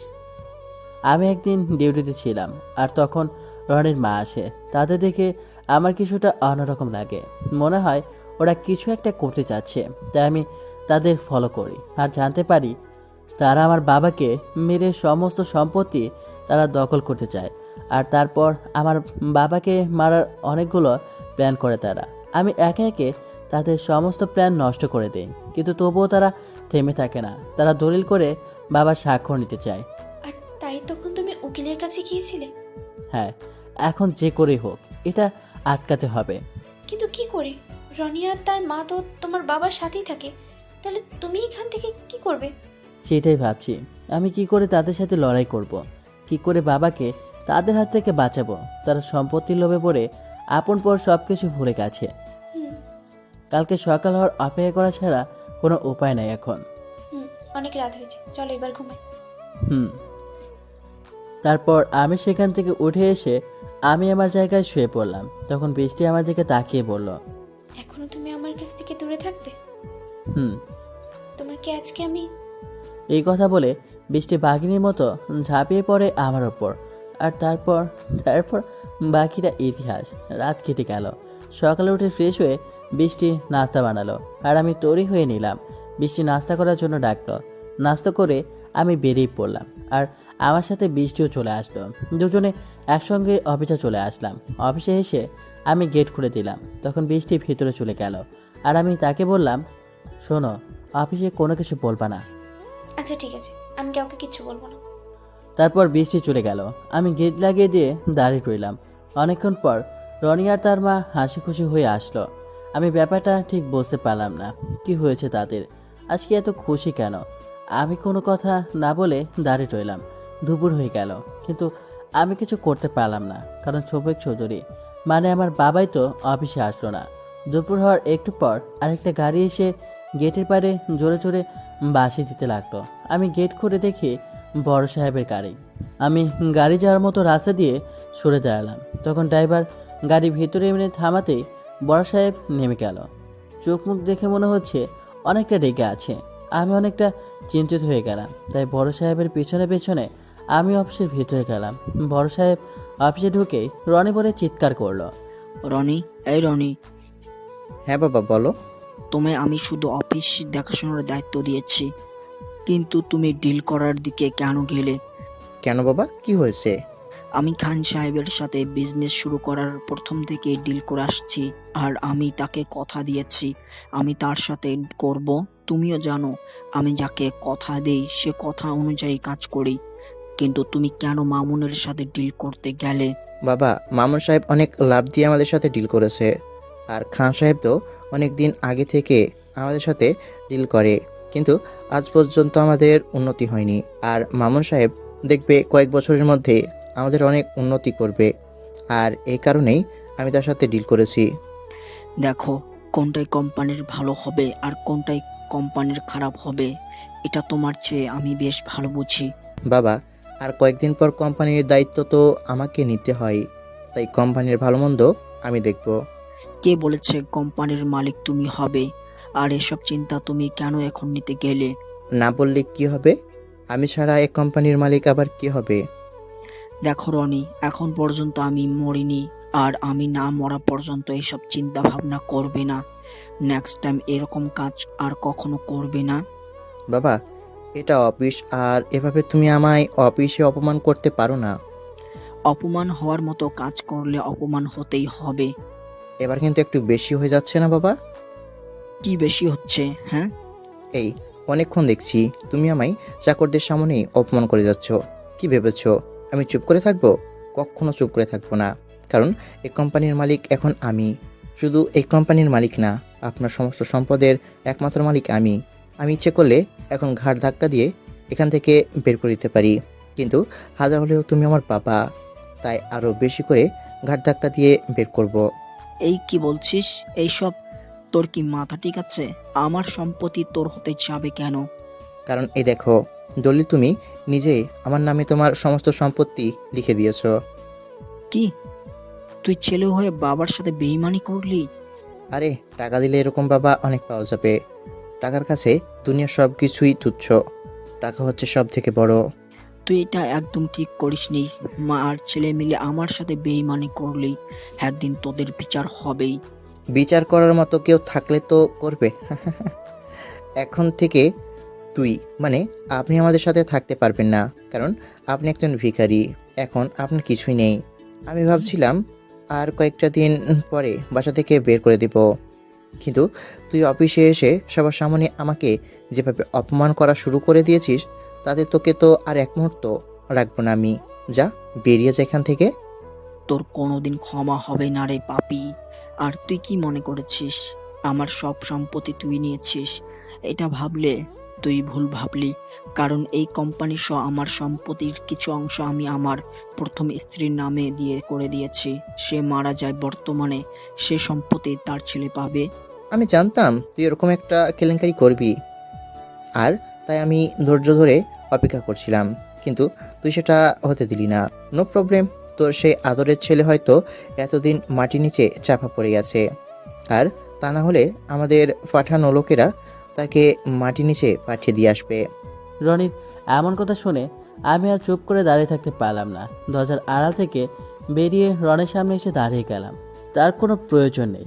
হঠাৎ রনি আমার কথা শুনে অনেকটা অবাক হয়ে গেল। তার সাথে সাথে কোম্পানির সমস্ত লোকজন। আমার বাবা অবাক হয়ে গেল। সবাই আমার দিকে তাকালো। আমি মুখ থেকে মাস্ক খুলে ফেললাম আর বললাম, তার কোনো প্রয়োজন নেই। কারণ যাকে মারার জন্য তুই লোক পাঠাতে চাইছিলি, সেই আমি তোর সামনে এসে হাজির হলাম। মানে কি বলছিস এসব? আর এতদিন তুই চাকর সেজে এসেছিস? তার মানে আমি এতদিন দুধ দিয়ে কারসা পুষে এসেছি? আরে কাসাব তো এই অবাগা বাবাই পোষে এসেছে। তোকে নিজের ছেলের মতো, সরি, নিজের ছেলে হিসেবে আদর যত্ন দিয়ে বড় করেছে। আর সেই তুই বাবার মুখে লাথি মারলি, আর আজকে তাকে রাস্তা থেকে ছুঁড়ে ফেলে দিয়েছিস। এই শোন, এসব ইমোশনাল ডায়লগ আমার সামনে পড়বি না। এই মুহূর্তে বাবা আর ছেলে মিলে এখান থেকে বেরিয়ে যা। হেই, তুই মনে হয় শুনিসনি একটু আগে বাবা কি বলল। বর্তমানে এই কোম্পানির মালিক আমি, আর তাই তুই এই কোম্পানি থেকে বেরিয়ে যা। এই আশাদুল, তুই আমার সাথে পাঙ্গা নিস না, তোকে একদম শেষ করে দেব। কথাটা আমার পক্ষ থেকে নিয়ে নে। আমার সাথে পাঙ্গা নিতে আসলে তোর এমন অবস্থা করব, নিজের মুখও আয়নায় চিনতে পারবে না। জানিস এই মুহূর্তে আমি তোর কী অবস্থা করতে পারি? তুই কিছু করার আগেই আমি তো সব কিছু করে দেব। অনেকক্ষণ থেকে তোর বড় বড় কথা শুনে যাচ্ছি, তবে আর শুনবো না, আর তোকে কখনো বলতেও দিব না। এই কথা বলে রনির পকেট থেকে একটা পিস্তল বের করলো, আর এটা দেখে আমি সহ অফিসের সবাই অবাক হয়ে গেলাম। আমার দিকে পিস্তল ধরাতে বিশ্ব অনেকটা ভয় পেয়ে গেল আর চিৎকার করে বলে উঠল, রনি স্যার, প্লিজ ওকে মারবেন না, ওকে ছেড়ে দিন। এই কেউ কাছে আসবে না, নয়তো তোমাদের মেরে দিব। তোর কি মাথা খারাপ হয়ে গেছে? তুই পিস্তল বের করেছিস? তুই কি মাস্তান? হ্যাঁ, আমি পাগল, আমি মাস্তান। কারণ সমস্ত সম্পত্তি আমার চাই, তা না হলে এই আশাদুলকে আমি উড়িয়ে দেব। দেখ রনি, পাগলামো করিস না। আশাদুল তোর বড় ভাই হয়। ভাই হোক আর যাই হোক, তুমি বাবা হিসেবেও তোমাকে ছাড়িনি, আর ও তো আমার সৎ ভাই, ওকে কেমন করে ছেড়ে দিই? রনি এমন পাগলামি দেখে তার মা, মানে আমার নতুন মা, পেছন থেকে দৌড়ে আসলো তাকে আটকানোর জন্য। এমন সময় রনি গুলি চালিয়ে দিল, আর আমি একটু সাইড হয়ে গেলাম। আর আমার পেছনে দৌড়ে আসা রনির মা গুলিটা সোজা তার কপালে ঢুকে গেল। মুহূর্তের মধ্যেই মাটিতে ধবাস করে পড়ে গেল। আমি সহ ওখানে উপস্থিত থাকা সবাই একদম হাও হয়ে গেল। চোখের পলকে এটা কি হয়ে গেল, কারো বিশ্বাস হলো না এটা। রনি মা বলে চিৎকার করে দৌড়ে এসে মায়ের পাশে বসে পড়ল। আমিও তার মায়ের পাশে গিয়ে বসলাম। সবাই মিলে অ্যাম্বুলেন্স ডাকতে ডাকতে তার মা শেষ নিঃশ্বাস ত্যাগ করলো। কারো কিছু করা থাকলো না। মুহূর্তের মধ্যে পুলিশ এসে অফিসে জমা হয়ে গেল আর রনিকে অ্যারেস্ট করে নিয়ে চলে গেল। কোর্টে সমস্ত সাক্ষ্য প্রমাণ একদম সফল হয়ে গেল আর আদালত তাকে ফাঁসির রায় দিল। আমি সহ বাবা অনেক চেষ্টা করলাম তাকে বাঁচানোর, কিন্তু আমরা কিছুতেই কিছু করতে পারলাম না। অবশেষে রনির ফাঁসি হয়ে গেল। তার জন্য অনেক কান্নাকাটি করলাম, মনটা অনেক খারাপ হয়ে থাকলো। তার কিছুদিন পর বৃষ্টি আর আমার আবার ধুমধাম করে বিয়ে হলো। আমরা আবার চৌধুরী বাড়িতে চলে গেলাম আর বাবা আমায় কোম্পানির মালিক বানাতে চাইলো, কিন্তু আমি বললাম তুমি যতদিন বেঁচে থাকবে ততদিন আমার মাথার উপর তুমি থাকবা, আমার পথ দেখাবা। আমার তো বয়স হয়েছে। হয়েছে তো, কি হয়েছে? আচ্ছা বাবা, ঠিক আছে। তারপর আমি এমডি হিসাবে চৌধুরী গ্রুপ অফ কোম্পানিতে জয়েন হলাম। কিন্তু প্রথম দিন বৃষ্টি আর অফিসে গেল না। সারাদিন অফিসে কাজ করে রাতে বাসায় ফিরলাম, খাওয়া দাওয়া শেষ করলাম, তারপর রুমে এসে শুয়ে পড়লাম। বৃষ্টি বাবাকে খাবার খাওয়ানো শেষ করে বাবার রুমে গিয়ে ঘুমানোর পর সে রুমে এসে দরজা বন্ধ করে দিল। কি গো স্যার, সারাদিন আজকে তোমার কাছে পাইনি? কেন? কাছে নেই, কি করবে? অনেক কিছু। থুর। পুরো গল্পটা কেমন লাগলো অবশ্যই কমেন্ট করে জানাবেন, আর পরবর্তী গল্পের জন্য সবাই কমেন্ট করবেন। ভালো থাকবেন, আল্লাহ হাফেজ।